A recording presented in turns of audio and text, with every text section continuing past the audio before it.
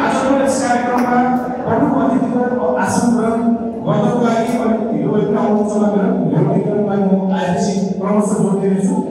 त्यसैगरी आजको यस कार्यक्रममा विशिष्ट अतिथिको आसन ग्रहण गरिदिनुहुन म मुकुलित प्राविधिक विश्वविद्यालय सेवा आयोगका सदस्य हुनुहुन्छ प्राध्यापक डाक्टर त्यसैगरी म नेपाल प्रज्ञा प्रतिष्ठानको कानुन विभागका सदस्य साहित्यकार मणिअर्घ सरलाई म विशिष्ट अतिथिको आसन ग्रहण त्यसैगरी म विशिष्ट अतिथिको आसन ग्रहण गर्नको लागि मेरो प्रिय आदरणीय दाजु भद्रका कविता नायकको हार्दिक अनुरोध गर्दछु। विशिष्ट अतिथिको आसन ग्रहण गर्नको लागि कवि विद्या सूची आउनु भएको छ उहाँलाई हार्दिक अनुरोध गर्दछु। त्यसैगरी म कवि चन्द्रवती अधिकारी मेरो लागि म हार्दिक अनुरोध गर्दछु आसन ग्रहण गर्नको लागि देखिरहेको छ। त्यसैगरी विद्या लगायतले सजाउनु हुन्छ उहाँलाई म हार्दिक अनुरोध गर्दछु। विशिष्ट अतिथिको आसन ग्रहण गर्नको लागि म यो हाम्रो student welfare committee college of allied साइन्सको सभापति हुनुहुन्छ अध्यक्ष भूपेन्द्र थापा भाइलाई म हार्दिक अनुरोध गर्दछु। त्यसैगरी म अतिथिको आसन ग्रहण गर्नको लागि म खेमबाबा भाइलाई पनि हार्दिक अनुरोध गर्दछु। सम्पूर्ण अतिथिहरूको आसन ग्रहण गर्नको लागि यस कलेजमा प्रशिक्षकको रूपमा बस्नुहुने तथा पढाउनुहुने तथा आबद्ध कर्मचारीहरू सम्पूर्णलाई चाहिँ म आफ्नो स्थानमा चाहिँ अतिथिको प्रमुख शिक्षक आसन गरिदिनुको लागि म हार्दिक अनुरोध गर्दछु। अब आज हामीले चाहिँ मैले केही कुरा राख्न चाहेँ। हामीमा हुनुहुन्छ पेट्रोल विश्वविद्यालय पेट्रोलका इङ्ग्लिस डिपार्टमेन्टका एसिस्टेन्ट प्रोफेसर हुनुहुन्छ आदरणीय कवि यस समयकै म त यस समयकै भन्छु उहाँ चाहिँ यस समयकै खबर समालोचक कवि हुनुहुन्छ महेश पौडेल सरको बारेमा के भन्नु गइरहेको छु।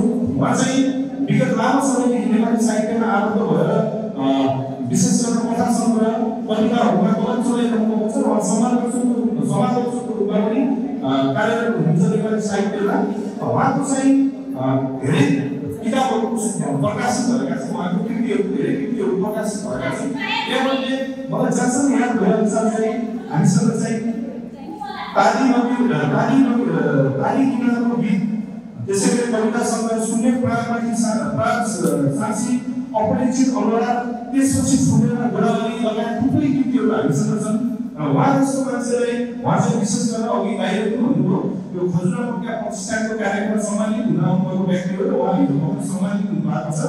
उहाँलाई चाहिँ हामीले यसरी कलेज अफ अलाइडमा चाहिँ हामीले यसरी उहाँलाई आजको प्रमुख मुख्य कविको रूपमा उहाँका उहाँका केही साहित्य सम्बन्धी भलाकुसारी कुराहरू र उहाँका समयकै सम्बन्ध केही कविताहरू सुन्नेछौँ। त्यसैगरी अब प्रमोसनको कार्यक्रम सुरु गर्न गइरहेको छु। म आजको कार्यक्रममा चाहिँ सम्पूर्ण आउनुभएका प्रमुख अतिथि विशिष्ट अतिथिहरू तथा सम्पूर्ण स्टुडेन्ट भाइ बहिनीहरूलाई आफ्नो स्वागत वक्तव्य राखेर स्वागत गरिदिनु भयो। म student welfare committee college of अलाइडका अध्यक्ष भाइ श्री लोकेन्द्र थापालाई म माइक हस्तान्तरण गर्दछु।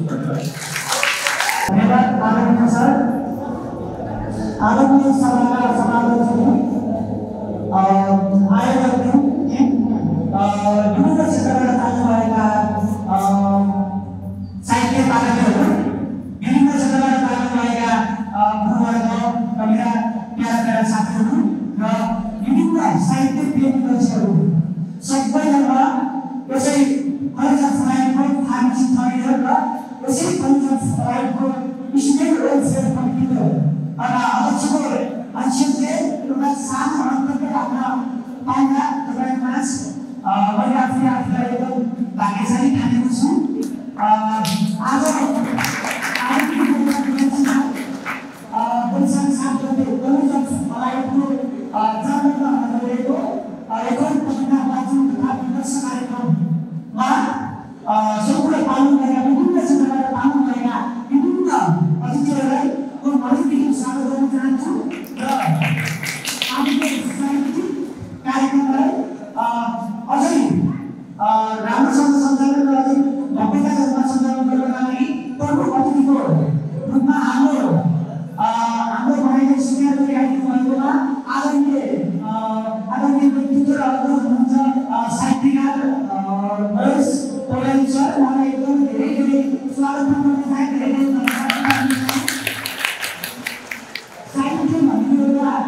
के हो त साहित्य भनेको एउटा समाजको लिन हो भनेर मैले भनेको थिएँ है।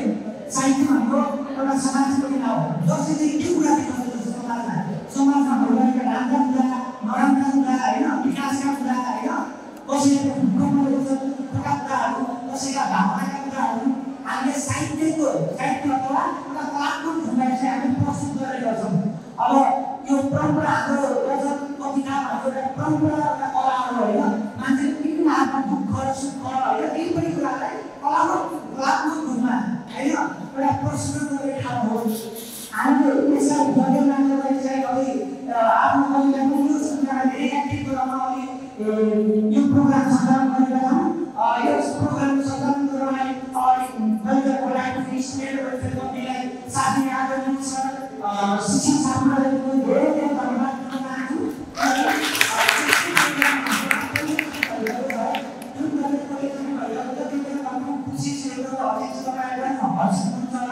उहाँहरूबाट आफ्नो अन्तर्बाट विभिन्न कुराहरू सिक्न पाउनुहुन्छ पनि सिक्न पाउनुहुन्छ। सानोदेखि एउटा निरन्तर प्रयास गर्छु होइन कविता वाचन गर्न प्रयास गर्छु तर सब त्यति उत्कृष्ट नहोला तर पनि प्रयास चाहिँ गर्छु। आज उहाँहरू भेट्न पायौँ केही कुरा सिक्न पाउँदा होइन तपाईँहरूले सिक्न पाउनुहुन्छ। आज हामीले आफ्नो डकुमेन्टको भाइको आएका छौँ डकुमेन्ट परीक्षाको टेन्सन लिएर आएका छौँ केही पनि नराम्ररी हामी आज आफ्नो सम्बन्धमा गरेको सम्बन्धमा भएको मिलाएर होइन कलात्मक रूपमा प्रश्न गरेर होइन सुन्न आफ्ना मनका वेदनाहरू केही पनि घाटा कुराहरूको प्रशंसा गर्न हामी आइरहेका छौँ। यस कार्यक्रममा पुग्नु भएकोमा आदरणीय सर धेरै धेरै धन्यवाद दिन चाहन्छु है। हामीले अब स्टेट कल्चरमा आगामी दिनमा धेरै राम्रा कामहरू होइन आज हामीले साहित्य सम्बन्धी एउटा कार्यक्रम राख्यौँ। भोलि हाम्रो अरू पनि साहित्य सम्बन्धी होइन अन्य कुनै पनि एक्टिभिटीहरू राख्न सक्छ। हामी सबै मिलेर स्टुडेन्टहरू भोलि हाम्रो हामी के ल्याउन सक्छौँ भोलि ठुलो एउटा डक्टर होइन हामीसँग रिलेटेड डक्टरलाई ल्याएर यहाँ नेपाली संस्कृतिको डक्टरले हामीले ल्याएर हामी नीति बनाउँदा सिक्न पाउँछौँ। हामी सबै मेडिकलका कुराहरू सिक्न पाउँछौँ होइन। आज हामीले यो कार्यक्रममा समाप्त गरेका छौँ। तपाईँहरू पनि हामीलाई यो कार्यक्रममा साथ दिनुहुन्छ भन्ने हामी आशा गरेका छौँ। सबैलाई धेरै धेरै स्वागत गर्दै धन्यवाद दिन चाहन्छु।